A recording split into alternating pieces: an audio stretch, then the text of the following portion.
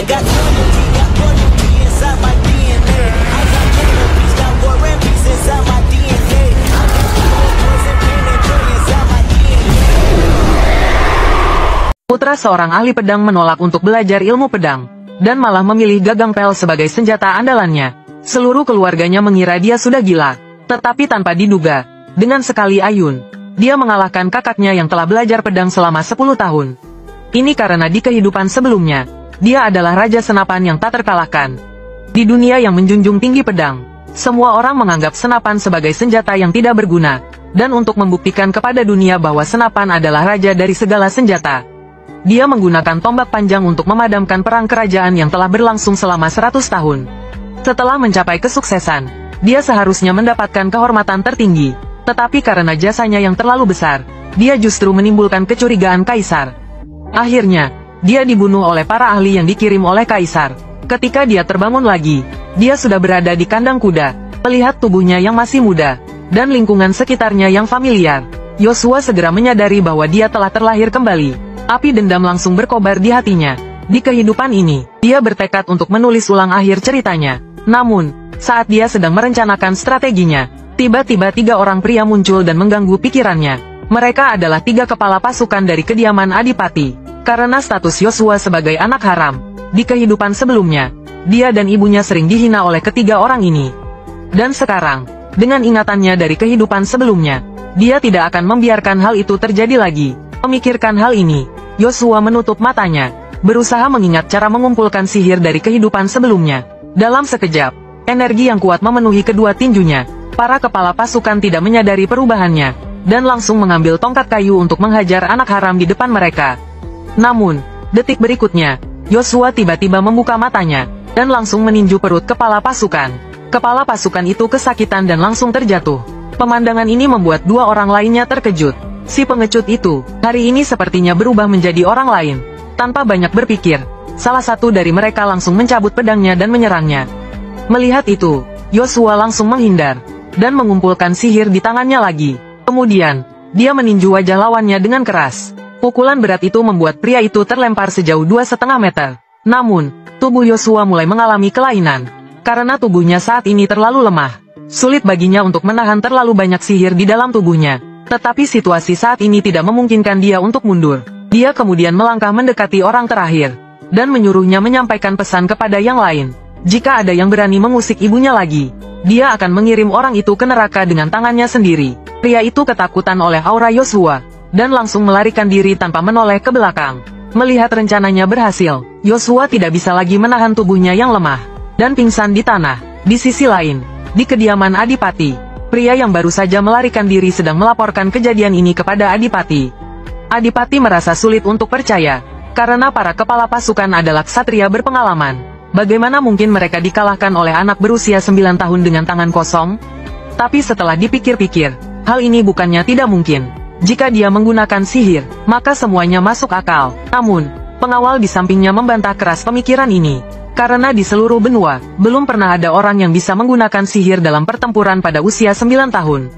Bahkan Adipati, salah satu dari 5 ksatria terhebat, baru membangkitkan sihirnya pada usia 16 tahun.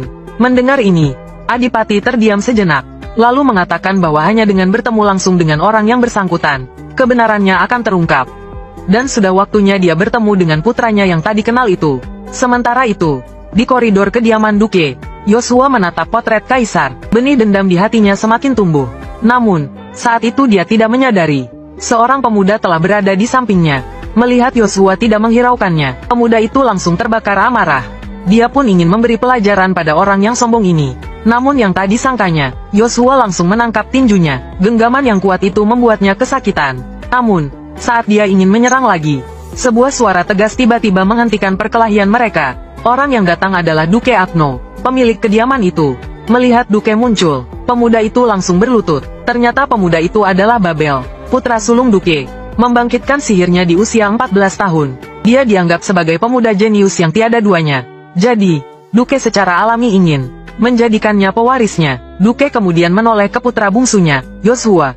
Ia mengatakan ingin memastikan sendiri apakah Yosua telah membangkitkan sihirnya. Mendengar itu, Yosua merasa tegang. Karena jika ayahnya menemukan keanehan, rencana balas dendamnya mungkin akan gagal. Namun, Duke kemudian maju dan meraih pergelangan tangannya.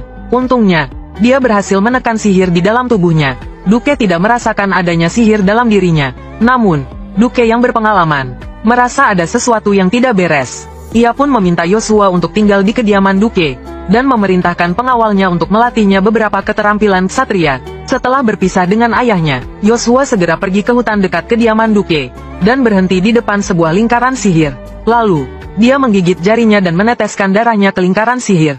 Detik berikutnya, sebuah portal muncul di hadapannya. Yosua segera melangkah masuk ke dalam portal. Di dalam portal itu terdapat dunia lain. Sebuah kuil menjulang tinggi berdiri di ujung reruntuhan. Dan di tengah kuil, terdapat sebuah tongkat besi hitam di atas altar. Itu adalah Logia, senjata dewa yang pernah berjuang bersamanya di kehidupan sebelumnya. Dan tongkat besi itu adalah wujud asli Logia. Saat dia mengambil tongkat itu, sihir di udara langsung berkumpul di dalam tubuhnya. Yosua langsung merasakan kembali sensasi di medan perang. Mulai saat ini, jalan balas dendamnya resmi dimulai. Saat dia kembali ke kediaman Duke, ayahnya telah mengatur latihan tanding untuknya. Lawannya adalah kakaknya, Babel. Atas permintaan ayahnya, Babel mengambil pedang kayu dari rak senjata, sedangkan Yosua mengambil sebuah tongkat pel. Detik berikutnya, dia menginjak kepala pel dan hanya menyisakan tongkatnya. Melihat itu, semua orang tertawa terbahak-bahak. Mereka mengira dia sudah gila. Bahkan ayahnya pun terlihat ragu. Tapi Yosua mengatakan pada ayahnya bahwa ini sudah cukup. Melihat ekspresi tegas Yosua, ayahnya pun menyetujuinya. Ia hanya berpesan agar mereka tidak menggunakan sihir dalam pertarungan. Saat latihan tanding dimulai, Babel lebih dulu menyerang dengan pedangnya. Namun, dia malah bertabrakan dengan tongkat Yosua. Dia pun segera menghindar. Lalu, dia kembali mengangkat pedang kayunya dan mengayunkannya ke pinggang Yosua.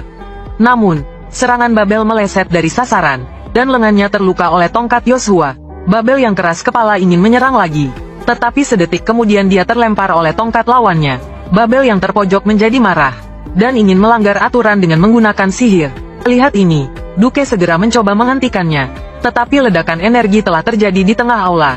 Pedang kayu Babel juga hancur oleh energi tersebut. Khawatir hak warisnya terancam, Babel menjadi gila, dan langsung menghunus pedangnya untuk membunuh adiknya. Yosua merasa, ini adalah kesempatan yang baik untuk membuat nama untuk dirinya sendiri, dan langsung maju untuk berhadapan dengan Babel. Melihat ini, Duke segera berteriak. Tekanan yang kuat membuat keduanya langsung tidak bisa bergerak. Babel yang marah menjadi tenang. Para ksatria di samping tercengang oleh kekuatan Yosua. Bahkan tunangan Babel pun ragu. Andai saja aku bisa menikah dengan tuan muda ini, pikirnya. Sang Duke perlahan berjalan ke arah Yosua, dan mengatakan ingin menanyainya secara pribadi di kamarnya. Semua orang terkejut mendengar ini. Duke tidak pernah mengizinkan siapapun memasuki kamarnya. Setelah mengikuti ayahnya kembali ke kamar, Sang Duke langsung bertanya tentang identitas aslinya. Yosua dengan serius menjawab bahwa dia adalah putranya. Karena sudah bertahun-tahun tidak bertemu, Sang Duke tidak tahu perubahan Yosua beberapa tahun terakhir ini. Mendengar ini, Sang Duke menghilangkan keraguannya, dan mengatakan akan melatihnya sendiri dalam ilmu pedang. Sebagai salah satu dari 9 bintang, keahlian berpedang Sang Duke termasuk di antara 5 terbaik di Kekaisaran. Belajar ilmu pedang darinya adalah impian banyak orang berbakat. Tetapi Yosua langsung menolaknya tanpa berpikir. Dia tidak ingin belajar ilmu pedang, tetapi ingin menggunakan tombak sebagai senjata utamanya. Tindakan ini langsung membuat ayahnya marah. Sedetik kemudian, tekanan yang kuat menyerangnya.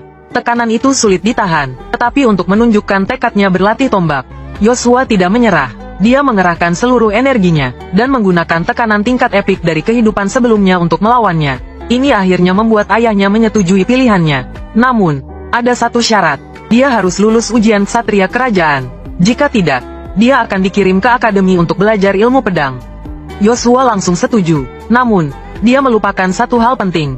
Ibu tirinya yang jahat juga anggota keluarga kerajaan. Ibu tirinya, setelah mendengar bahwa putra kandungnya telah dikalahkan, langsung menamparkan pengawalnya. Dia tidak bisa menerima bahwa sihir seorang sampah lebih kuat daripada putranya. Pengawal itu mengatakan masih ada solusi, dan menyebutkan ujian ksatria kerajaan. Ibu tirinya langsung teringat pamannya di ksatria kerajaan. Jika pamannya bisa curang saat latihan, Yosua bisa mati di arena uji coba. Di tempat lain, Yosua yang baru bangun tidur bangkit dari tempat tidur. Penggunaan sihir yang sering akhir-akhir ini membuat tubuhnya yang lemah semakin lemah. Saat itu, terdengar ketukan di pintu. Ketika dia membuka pintu, dia melihat seorang gadis berambut merah. Dia ingat gadis itu bernama Charlotte, putri orang terkaya di Kekaisaran, dan juga tunangan kakaknya, Babel. Sebelum Yosua sempat berbicara, gadis itu berjalan masuk ke kamar. Yosua langsung menghentikannya, dan berbisik di telinga gadis itu agar dia segera pergi. Setelah mengatakan itu, dia langsung menutup pintu di depan gadis itu. Namun, tepat saat Yosua menutup pintu, ketukan terdengar lagi. Mendengar itu, Yosua menjadi marah. Apakah gadis ini tidak mengerti apa yang kukatakan? Tapi ketika dia membuka pintu dengan marah, seorang ksatria muda berdiri di luar. Setelah melihat Yosua, ksatria itu langsung menyatakan keinginannya untuk menjadi pengikutnya. Mendengar itu, Yosua terkejut, lalu teringat di kehidupan sebelumnya. Untuk menghindari kecurigaan kaisar, dia hampir menolak semua kesempatan untuk merekrut bawahan. Tapi sekarang, untuk menyelesaikan misi balas dendamnya, merekrut orang-orang yang cakap menjadi bawahannya sangatlah penting. Dalam ingatannya, ksatria kelas C ini bernama Kain, seorang yang adil dan setia. Di kehidupan sebelumnya, dia adalah pengikut Babel. Namun sekarang, dia ingin menjadi pengikutnya. Tentu saja Yosua tidak punya alasan untuk menolak orang berbakat seperti itu.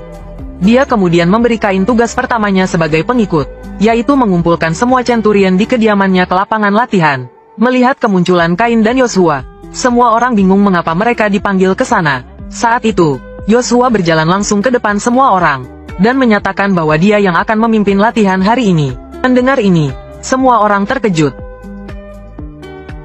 Bagaimana mungkin dia memenuhi syarat untuk melatih para ksatria berpengalaman? Mendengar itu, Yosua tidak menjelaskan banyak, melainkan, dia mengambil tombaknya dan berjalan langsung ke depan mereka. Kemudian, dia mengarahkan ujung tombaknya ke salah satu centurion, dan memintanya untuk berduel dengannya. Mendengar itu, centurion itu langsung menghunus pedangnya dan menyerang. Yosua segera mengangkat tombaknya untuk membalas. Detik berikutnya, kekuatan sihir yang dahsyat menerbangkan centurion itu puluhan meter jauhnya. Centurion yang tadinya percaya diri itu kehilangan tanda-tanda kehidupan. Semua orang ketakutan melihat kejadian itu hingga keringat dingin bercucuran. Mereka kemudian berlutut dan tunduk kepadanya. Dengan ini, Yosua akhirnya mencapai tujuannya, berhasil membangun kewibawaannya di pasukan ksatria. Sementara Kain, yang berdiri di sampingnya, merasa lega karena telah memilih tuan yang tepat. Di sisi lain, Saro yang diusir kembali ke kamarnya.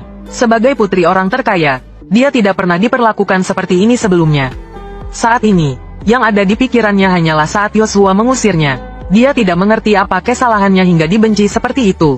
Namun, setelah mengetahui tunangannya telah dihina, Babel kembali menemui Yosua dan menantangnya. Tapi Yosua mengatakan dia tidak punya waktu untuk berurusan dengannya, karena dia sedang terburu-buru untuk mengikuti ujian pasukan ksatria kerajaan. Tapi Babel yang sedang marah tidak menyerah. Mau tak mau, Yosua memutuskan untuk memberinya pelajaran lagi. Dia langsung mengayunkan tinjunya ke arah Babel. Detik berikutnya, kekuatan sihir yang dahsyat keluar dari tinjunya. Melihat itu, Babel segera menangkis dengan pedangnya. Tapi kekuatan sihir yang dahsyat itu tetap membuatnya terluka parah. Melihat lawannya sudah terluka parah, Yosua awalnya ingin berhenti, tapi lawannya kembali mengayunkan pedang besinya dan menyerangnya. Melihat itu, dia tidak lagi menahan diri. Dia langsung menerbangkan Babel puluhan meter jauhnya dengan satu pukulan, lalu berjalan langsung ke arahnya, dan mengatakan agar dia tidak mengganggunya lagi. Setelah mengatakan itu, dia berbalik dan pergi menuju ujian pasukan ksatria. Dan saat itu, Babel akhirnya menyadari perbedaan kekuatan di antara mereka. Istrinya dihina, tapi dia tidak bisa membalaskan dendamnya. Dia pun menangis karena merasa sedih. Sementara itu, pasukan ksatria kerajaan telah memasuki kota. Iring-iringan kereta yang sangat panjang membuat semua orang ketakutan. Mereka terkejut mengapa ujian biasa memiliki perlengkapan sebesar ini. Saat itu, seorang pemuda perlahan keluar dari kereta kuda. Orang itu adalah putra keempat kaisar. Juga, dia adalah raja yang dilindungi Yosua di kehidupan sebelumnya agar bisa naik tahta. Karena mendengar bahwa Yosua telah membangkitkan sihirnya pada usia 9 tahun, kaisar secara khusus mengutusnya untuk melihat anak jenius yang baru muncul ini. Melihat musuh dari kehidupan sebelumnya muncul di hadapannya, darah Yosua langsung mendidih. Jika saja tubuhnya saat ini mampu menggunakan seluruh kekuatannya, dia benar-benar ingin langsung membunuh orang itu di tempat. Melihat Yosua tidak bereaksi, seorang pengawal segera maju dan memintanya untuk memberi hormat kepada pangeran. Namun Yosua berkata, bahwa hanya kaisar yang berhak menerima penghormatan seorang ksatria. Mendengar itu, pasukan ksatria kerajaan segera mengambil posisi serang. Melihat hal itu, para ksatria dari kadipaten juga langsung menghunus pedang mereka dan berhadapan. Saat pertempuran besar akan pecah, Aduke segera turun tangan untuk menghentikan keributan itu. Melihat Aduke sudah turun tangan, pangeran tidak bisa terus mempersulit. Ia kemudian memimpin semua orang menuju arena latihan. Setelah semua orang duduk, ujian resmi dimulai, karena ibu tirinya telah membuat kesepakatan dengan pamannya dari kerajaan. Semua orang yang seharusnya berlatih tanding dengan Yosua telah dibunuh. Dan sekarang, orang yang berdiri di arena latihan adalah Zoko, seorang ksatria peringkat B yang diatur oleh ibu tirinya. Orang ini kejam dan tidak pernah menahan diri, dan tugas yang ia terima kali ini adalah untuk melumpuhkan Yosua dalam latihan tanding. Saat ini, Zoko telah menyalurkan sihirnya ke seluruh pedang panjangnya, memikirkan cara untuk menyiksa anak kecil di depannya. Namun, Yosua menyerang lebih dulu, dan hampir menjatuhkannya dengan tongkatnya. Zoko yang menangkis dengan tergesa-gesa, langsung menyadari bahwa pemuda di depannya tidak sederhana. Ia kemudian mengerahkan seluruh kekuatannya dan mengayunkan pedangnya ke arah Yosua. Namun, keunggulan jarak tombak Yosua terlihat jelas saat ini. Meskipun mengerahkan seluruh kekuatannya, Zoko tidak bisa mendekatinya. Para penonton di tribun terpesona oleh teknik tombak Yosua. Namun, Zoko yang terus terdesak tiba-tiba marah, dan mengumpulkan sihir di atas peringkat B, lalu mengayunkan pedangnya ke arah Yosua dengan seluruh kekuatannya. Yosua buru-buru mengangkat tongkatnya untuk menangkis. Tetapi karena keterbatasan tubuhnya yang berusia 9 tahun, dia tetap terpukul hingga muntah darah. Namun, Zoko yang telah diuntungkan tidak berniat berhenti di situ, malah kembali mengangkat pedangnya dan menyerangnya. Detik berikutnya, energi besar meledak di arena. Setelah asap menghilang, pemandangan di depan mata membuat semua orang tercengang. Zoko terlihat terdorong mundur beberapa meter. Sementara tongkat besi di tangan Yosua menunjukkan wujud aslinya. Raja Tombak, Roaiyas, kembali lagi. Meskipun demikian, Zoko masih belum berniat menghentikan serangannya. Namun, penguji turun tangan dan mengumumkan berakhirnya ujian, dan menganugerahi Yosua gelar ksatria peringkat C. Ia menjadi orang termuda dalam sejarah yang membangkitkan sihirnya. Pada pertemuan di Kadipaten malam itu, semua orang memuji penampilan Yosua hari ini. Mereka semua mengatakan bahwa dia adalah kandidat terbaik untuk mewarisi gelar Aduke. Bahkan Aduke yang biasanya serius pun tersenyum. Namun, saat itu, Chiffon yang mendukung Babel mengajukan keberatan. Ia mengatakan bahwa beberapa hari yang lalu Yosua masih orang yang terlupakan, dan tiba-tiba menjadi kuat pasti karena bantuan kekuatan monster tertentu. Setelah perkataan itu, ruang pertemuan menjadi riuh. Melihat kata-katanya berpengaruh, Chiffon melanjutkan dengan menunjukkan senjata yang digunakan Yosua dalam latihan tanding. Senjata itu jelas hanya tongkat besi, tetapi bisa berubah bentuk dengan bebas. Bukankah itu sudah cukup membuktikan bahwa itu adalah senjata iblis? Namun, saat itu, Yosua tiba-tiba mendorong pintu ruang pertemuan, dan langsung berjalan menuju Chiffon. Ia mengatakan jika Chiffon sangat ingin tahu dirinya sebenarnya, dengan bantuan kekuatan iblis, bukankah kita hanya perlu bertarung dengannya untuk mengetahuinya? Mendengar ini, Chiffon diam-diam menggertakkan giginya.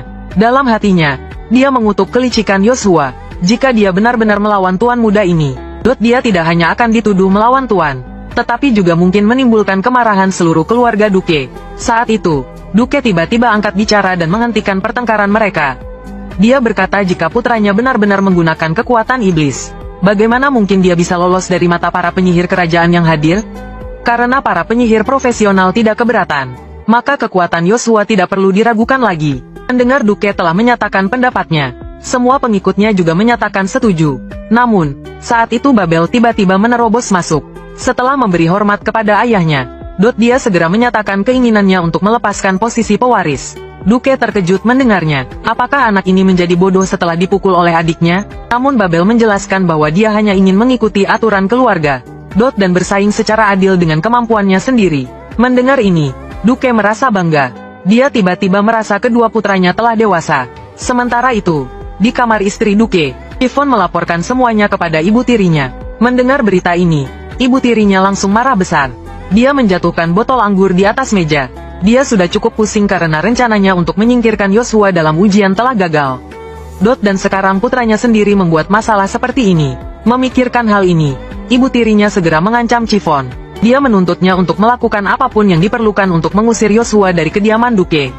Jika tidak, dia akan memberitahu Duke tentang rahasia di antara mereka. Mendengar ini, Chiffon langsung tegang. Dia berkata bahwa dia pasti akan melakukan yang terbaik.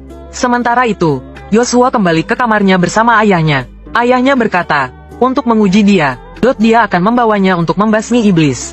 Dia kemudian mengeluarkan cincin ajaib dan memberikannya kepadanya. Dia berkata bahwa itu adalah artefak ajaib yang dibuat oleh master menara sihir. Selama kekuatan sihir disalurkan ke cincin, pengguna akan langsung mengenakan baju zirah. Yosua mendapatkan cincin ajaib itu seperti harta karun. Dia segera bergegas ke konvoi untuk berangkat bersama ayahnya. Namun, pangeran tiba-tiba muncul dan menghalangi jalannya. Dia berkata bahwa dia sangat mengagumi kekuatan Yosua, dan berharap dia bisa bergabung dengan ksatria kerajaan. Mendengar ini, Yosua merasa mual. Di kehidupan sebelumnya, dia telah ditipu oleh kata-kata palsunya, yang menyebabkan dia mengorbankan dirinya sendiri tetapi dibunuh secara diam-diam. Sekarang setelah dia hidup kembali, giliran dia yang dimanipulasi. Memikirkan hal ini, Yosua langsung menolak ajakan pangeran. Dia kemudian berbalik dan bergabung dengan konvoi ayahnya. Setelah 2,5 hari perjalanan siang dan malam, mereka akhirnya tiba di wilayah dekat hutan hitam.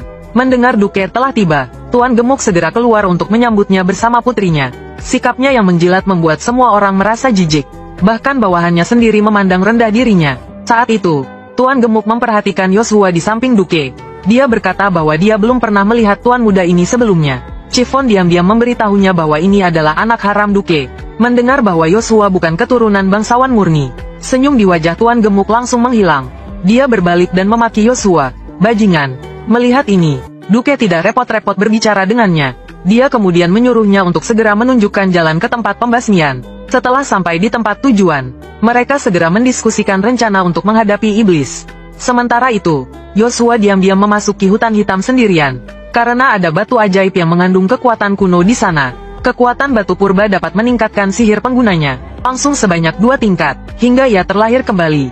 Hanya 5 batu yang ditemukan manusia. Dengan tubuhnya yang baru berusia 9 tahun, Yosua tentu bukan tandingan raksasa itu. Ia lalu melanjutkan perjalanan ke dalam hutan untuk mencari batu purba. Sementara itu, di perkemahan, monster telah menyerang. Satria menderita banyak korban jiwa karena serangan mendadak itu. Saat itu, Chiffon, komandan Ksatria, maju. Ia segera mengatur formasi dan membuat pasukan kembali teratur. Namun, masalah belum selesai. Raksasa sihir hitam yang kuat juga muncul. Sebagai satu-satunya ksatria peringkat B di pasukan, Chiffon terpaksa melawan raksasa itu. Namun, hanya dengan 1 serangan, ia terpental oleh palu raksasa. Melihat itu, para ksatria lain segera melarikan diri. Di saat genting, sesosok muncul dari belakang. Orang itu adalah Duke, salah satu dari 9 bintang kekaisaran. Tanpa basa-basi, ia langsung berjalan menuju monster itu. Lalu, ia melancarkan 1000 tebasan. Ratusan monster langsung lenyap. Si Gemuk menyadari Yosua menghilang. Ia segera menghasut yang lain, dengan mengatakan Yosua melarikan diri untuk menyelamatkan diri. Mendengar itu, semua orang mulai berdiskusi. Mereka tak menyangka tuan muda yang dibanggakan ternyata pengecut. Namun, monster belum berhenti menyerang. Pasukan ksatria kembali dalam bahaya. Saat mereka putus asa, tiba-tiba langit bergemuruh. Seorang pemuda turun dari langit. Ia adalah Yosua yang telah menyerap kekuatan batu purba petir. Hanya dengan 1 serangan, raksasa sihir hitam itu tumbang. Semua orang terkejut. Seorang ksatria peringkat C memiliki sihir yang begitu kuat. Duke tersenyum bangga. Putranya tidak mengecewakannya. Si Gemuk menunjuk Yosua, dan mengatakan anak itu pasti menggunakan cara curang. Kalau tidak, bagaimana mungkin ia tiba-tiba memiliki sihir yang begitu kuat? Yosua tidak menjelaskan. Ia akan membuktikan kekuatannya sendiri. Ia kembali menyerang pasukan monster sendirian. Ia mengumpulkan seluruh kekuatannya dan melancarkan badai petir. 2 raksasa sihir hitam terpental sejauh 2,5 meter. Si Gemuk berlutut dan berteriak, "Tidak mungkin." Namun, pertarungan yang intens membuat Yosua kelelahan. Meskipun memaksakan diri, ia tidak bisa menggunakan sihir lagi. Duke menyadari ada yang tidak beres. Ia segera maju dan melindungi Yosua. Setelah mengalahkan monster, ia membawa putranya pergi. Setelah kembali ke kastil, Tuan Gemuk memanggil komandan ksatria, Chiffon. Ia bertanya mengapa Chiffon tidak menghabisi Yosua lebih awal. Sekarang, posisi putra sulangnya sebagai pewaris terancam. Bahkan posisinya sebagai tuan juga terancam. Chiffon menjelaskan bahwa kejadian itu terlalu mendadak. Belum lama ini, Yosua hanyalah pekerja rendahan di kandang kuda. Tidak ada yang menyangka ia memiliki bakat seperti itu.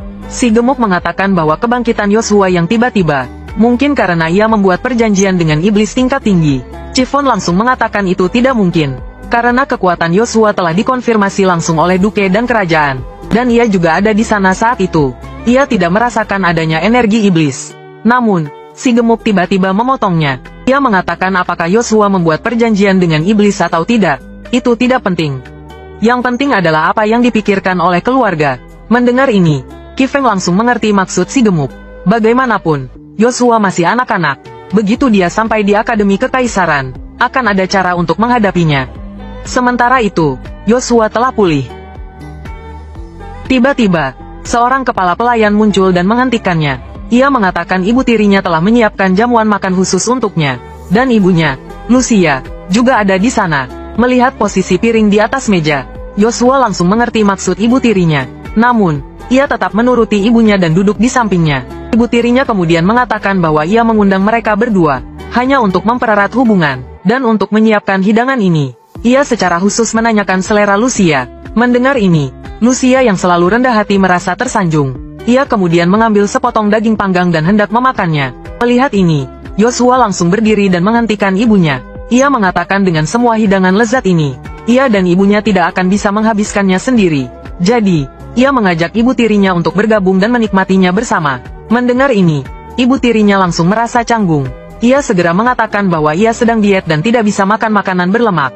Joshua tidak lagi menyembunyikan niatnya. Ia langsung bertanya apakah ibu tirinya diet atau takut makanannya beracun. Rahasianya terbongkar. Ibu tirinya tidak lagi menyembunyikan niatnya. Ia segera memerintahkan Qi Feng untuk membunuh mereka berdua. Melihat ini, Joshua langsung memanggil senjata dewanya, Lugia. Kekuatan sihir yang dahsyat dari keduanya langsung beradu. Saat itu, sang adipati tiba-tiba muncul dan menghentikan pertarungan mereka. Ia kemudian menatap tajam Qi Feng. Ia bertanya siapa yang memberinya keberanian untuk menyerang Tuan Muda. Di bawah tekanan sang adipati, Qi Feng berkeringat dingin. Melihat ini, ibu tirinya segera maju. Sebagai istri yang berasal dari keluarga kerajaan, ia tidak takut sedikit pun pada sang adipati. Ia langsung mengatakan bahwa semua ini adalah perintahnya. Melihat ini, sang adipati pertama-tama membawa Joshua dan ibunya keluar dari ruang perjamuan. Kemudian, ia dan istrinya mulai bertengkar. Ibu tirinya langsung mengatakan bahwa sang adipati hanya peduli pada keluarganya sendiri. Dan ia juga tidak menikah dengan sang adipati atas kemauannya sendiri. Jadi, baginya, putranya adalah segalanya. Ia akan melakukan apapun untuk melindungi posisi putranya. Mendengar ini, sang adipati tiba-tiba menunjukkan ekspresi kejam. Ia langsung mengatakan bahwa jika ada yang berani merusak kepentingan keluarga, siapapun itu, ia tidak akan memaafkannya. Keesokan harinya, Joshua bersiap untuk pergi ke Akademi Kekaisaran di ibu kota bersama ayahnya. Tiba-tiba, sebuah suara terdengar dari belakang. Orang itu adalah Nona Charlotte, putri orang terkaya di Kekaisaran. Ia melewati rombongan dan langsung berlari ke arah Joshua. Melihat ini, Joshua bertanya dengan bingung apa yang ia inginkan. Charlotte kemudian mengeluarkan arloji saku emas dari sakunya. Ia mengatakan bahwa itu adalah tanda khusus keluarganya. Ia berharap Joshua dapat berkunjung ke rumahnya setelah tiba di ibu kota. Adegan ini langsung menarik perhatian para ksatria lainnya. Mereka mulai berspekulasi tentang hubungan keduanya. Terima kasih banyak sudah menonton video ini sampai selesai. Jangan lupa like, komen, share, dan subscribe.